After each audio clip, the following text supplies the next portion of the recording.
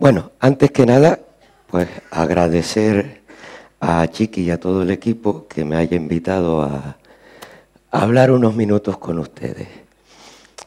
Y a mí me encasquetaron un marrón, que es hablar de comunidades y de la recuperación de la biodiversidad en el contexto de la comunidad. Vamos a ver. Estas charlas están enfocadas a considerar la recuperación de la biodiversidad en el contexto del cambio climático. El cambio climático es un tema que a muchos de nosotros nos obsesiona, porque en realidad sabemos que no lo vamos a poder parar, no depende de nosotros. Canarias es un territorio muy pequeño y nosotros no podemos frenar el cambio climático. Sí que podemos acometer una serie de, si usando el símil del médico que utilizó Ángel Bañares, hacer cuidados paliativos. Entonces, con el fin de, a través de esas actuaciones paliativas, poner de alguna forma solución a algunos problemas que el cambio climático plantea. En las últimas décadas hemos asistido pues, a muchos intentos. Mire, por ejemplo, la charla que acaba de exponer Ángel Bañares. Nos focalizamos en una especie, descubrimos que el cambio climático estaba tras su regresión y actuamos sobre ella. Pero bueno, yo creo que más que actuar sobre especies, hay que utilizar otros enfoques que nos ayudan. Y uno de ellos es el enfoque de actuar sobre la comunidad en sí misma. Ya lo decía Aldo Leopold a mediados del siglo pasado. La gestión sensata obliga a mantener todas las piezas. Es decir, todos los elementos que forman parte de una comunidad. Tengamos en cuenta que en su definición más elemental, una comunidad es un conjunto de elementos que se relacionan entre sí. De tal forma que si las relaciones se pierden, los elementos se disgregan y la comunidad desaparece como tal. Vamos a ver, en términos ecológicos, una comunidad puede ser definida de una forma muy sencilla. Es el conjunto de seres vivos que habitan en un entorno común. Pero bueno, entre todos esos seres vivos, todas esas especies se establecen una serie de relaciones. Vean el diagrama. En el diagrama todas las flechas que salen implican relaciones entre unas especies y otras. Por ejemplo, hay relaciones predador-presa. Hay especies paraguas que con su sombra, por ejemplo, pueden cobijar debajo otras. Hay polinizadores específicos de determinadas vegetales. Entonces, ahora ya la comunidad no es un conjunto de seres vivos, es el conjunto de seres vivos que habitan un entorno determinado, que se relacionan entre sí, facilitándose o compitiendo entre ellos, y que al mismo tiempo se relacionan con el entorno. Precisamente, las piezas a las que aludía anteriormente son tanto las especies como esas relaciones que se establecen entre ellas. Bien, muy bien, sabemos cuáles son las piezas. Ahora bien, imaginemos el diagrama anterior. Es una comunidad, aparentemente todo perfecto, la tenemos bien estructurada, pero surge una pregunta. ¿Estamos viendo en aquel diagrama, en este, realmente todas las piezas? ¿O faltan piezas? Eso no lo sabemos así a priori. De hecho, en Canarias hay una tendencia generalizada a establecer, pues, comunidades que decir que están muy bien estructuradas cuando realmente no lo son. Tengan en cuenta que en Canarias hemos soportado siglos, incluso a lo mejor milenios, de intervención humana. Aquí, salvo raras excepciones, ya no quedan ecosistemas prístinos. Está todo tocado por la mano del hombre, bien directa o indirectamente. Entonces, surge una pregunta. Si admitimos que las comunidades a las cuales nos podemos de alguna forma remitir para establecer una referencia hacia dónde enfocar nuestras actuaciones de conservación, están alteradas, ¿dónde ponemos esas líneas base, esos puntos de referencia que nos guiarán en nuestras actuaciones futuras? Bien, aquí surge la idea de que para establecer esas líneas bases tenemos que mirar necesariamente al pasado. Pero también surge una duda. ¿Serán esas comunidades que constituyan la línea base resistentes al cambio climático que se nos aproxima? En ambos casos, pasado y futuro, pues condicionan procesos similares. Por un lado, hay especies que van a desaparecer o que ya han desaparecido. Por otro lado, se producen cambios en la frecuencia con que las especies participan de la comunidad. Hay especies que se pueden ver favorecidas incluso por el cambio climático y hay especies que entran en declive, como ha sucedido en el pasado. Se produce la llegada de nuevas especies, ha sucedido en el pasado, por ejemplo, los herbívoros introducidos, y va a seguir sucediendo en el futuro. Y hay también cambios en la frecuencia con que determinadas perturbaciones inciden en el territorio. Por ejemplo, los incendios. Tengan en cuenta que el pasado, las presiones del pasado, pues actúan directamente sobre el territorio. Y las especies lo que tienden es a refugiarse de estas agresiones. De tal manera que una especie se refugia en el acantilado no porque vaya al acantilado, estaba ya en el acantilado, lo que pasa es que nos hemos cargado todo lo que estaba en los llanos de alrededor. En cambio, de cara al futuro, aparece algo nuevo. Las especies migran, y no solo los bichos, las plantas también. Todos ellos tienden, por ejemplo en Canarias, a ascender en altitud buscando climas más frescos. Y surgen preguntas.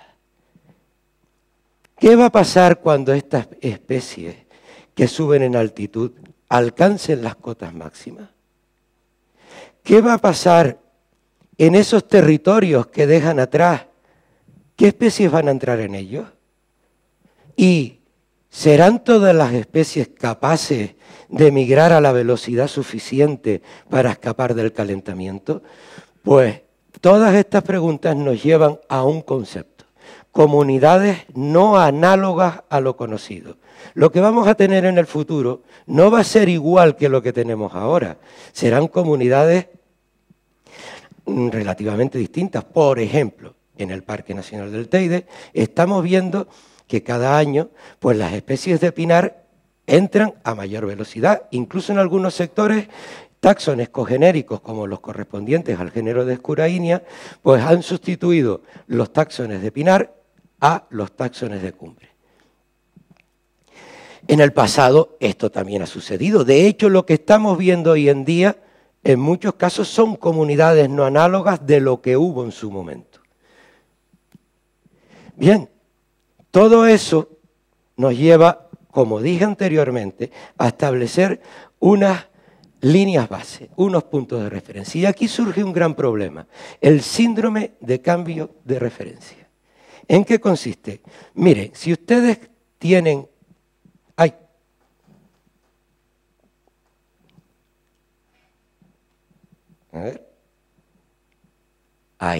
En este gráfico, ustedes tienen en el eje vertical la calidad ambiental de la comunidad, por ejemplo. En el eje horizontal, el tiempo. En un territorio tremendamente antropizado como es Canarias, hemos de suponer que ha existido o existe una pérdida de calidad ambiental continua a lo largo del tiempo. Pero ¿qué sucede? Si nosotros introducimos distintas generaciones humanas en ese eje vertical, cada generación va a interpretar el óptimo ambiental como lo que vio en su juventud. Es decir, no percibimos la degradación ambiental como algo continuo, lo percibimos como status quo temporales relativos a nuestra memoria.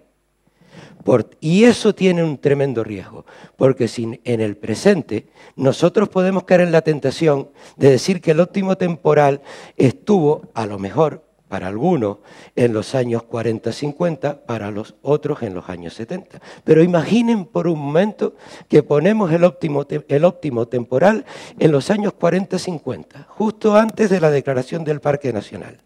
¿Qué sucede? Pues que si lo comparamos con ahora, el Parque Nacional está cojonudo. Está mucho mejor que en aquel momento. Pero ahora imaginen que esa línea base la ponemos antes de la llegada del primer ser humano. Lógicamente, la percepción cambiaría radicalmente. Por tanto, saber dónde ponemos la línea base es crucial. Sobre todo porque también tenemos que atender una cosa. ¿Qué vamos a ser capaces de hacer para alcanzar esa línea base?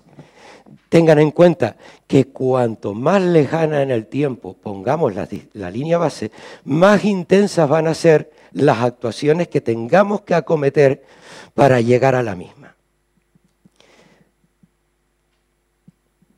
Ahora bien, tenemos identificado o claro en qué momento podemos establecer la línea base. Pero ¿cómo la identificamos? ¿Cómo nos aproximamos a ella? Indudablemente, ya lo dijo Ángel Bañares hace un momento y aquí se ha repetido hasta la saciedad, a través del método científico y de la ciencia. Por ejemplo,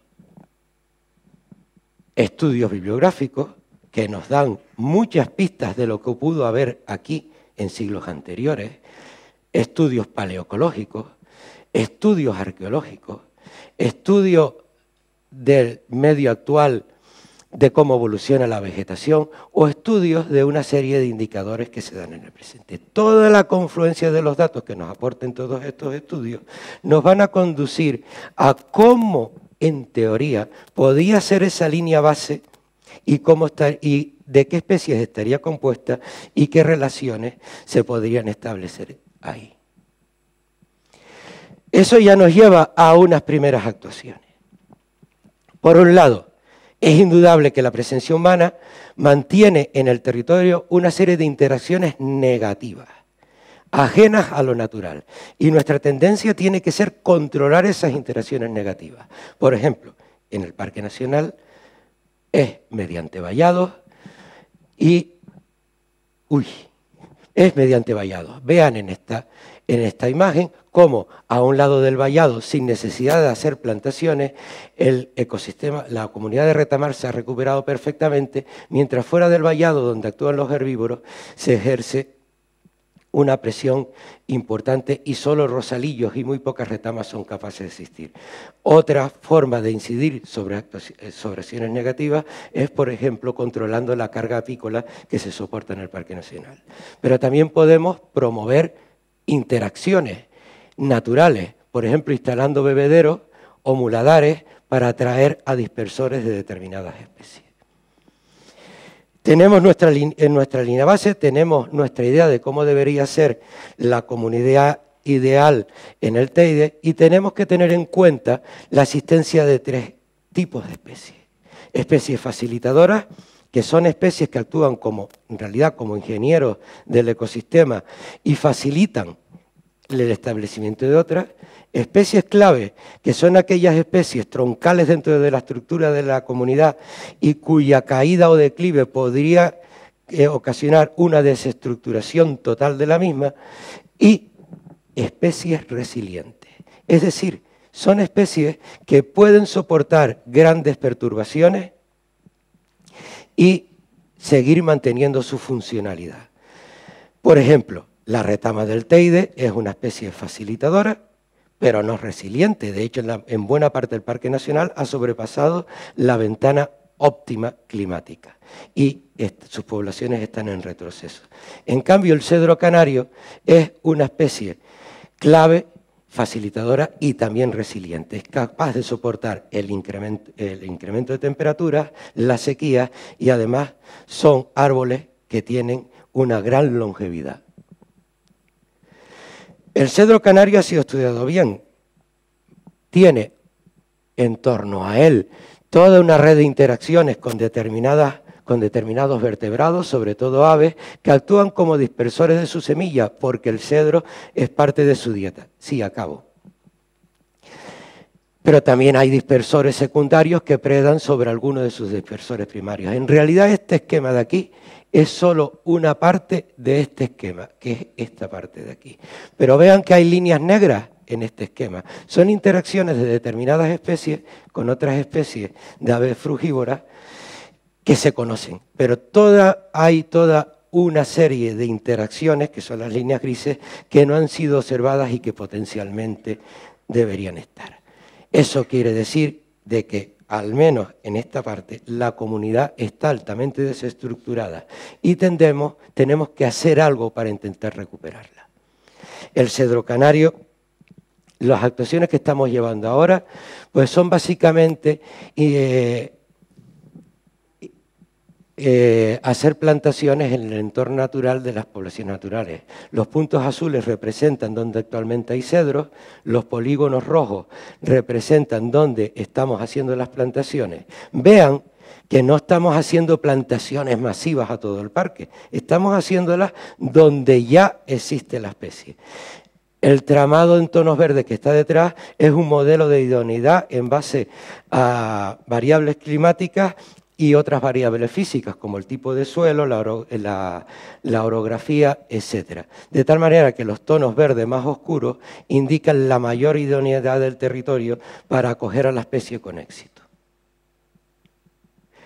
Aquí las conclusiones. Pues en primer lugar, a mí me gustaría que se quedaran todos que aquí ya no existen situaciones prístinas, salvo en muy raras extensiones.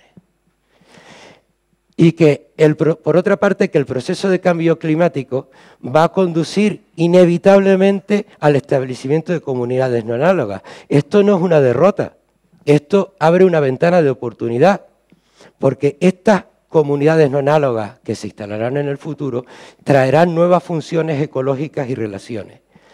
Y que, por tanto, la perspectiva temporal hacia el pasado y hacia el futuro es una base elemental. Por otro lado, debemos tender a restaurar procesos y no simplemente listas de especies, que es algo que estamos muchos cansados de ver. Y en todo momento, por supuesto, las decisiones de gestión deben estar sustentadas en una base científica sólida para poder escapar a lo que llamábamos el síndrome de cambio de referencia. Todo fluye, todo cambia, nada permanece. Yo me di cuenta al inicio de la presentación de Ángel Bañares. Salía yo al lado de él midiendo plántulas de Sambucus palmensis en la meseta de Vallehermoso. Sí, aquel individuo flaco, sin barba, jovencito, era yo. Todo ha cambiado. Esta es la verdad más profunda que hay en la ecología. Admitir el cambio. Las comunidades cambian y nosotros lo que tenemos que hacer es, de alguna forma, guiar ese cambio. Bueno, eso es todo. Muchas gracias.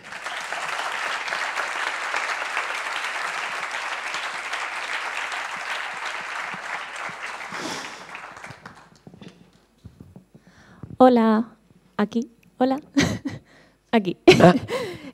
Bueno, en primer lugar, felicitar la presentación porque la verdad que me ha parecido muy interesante y me ha gustado mucho.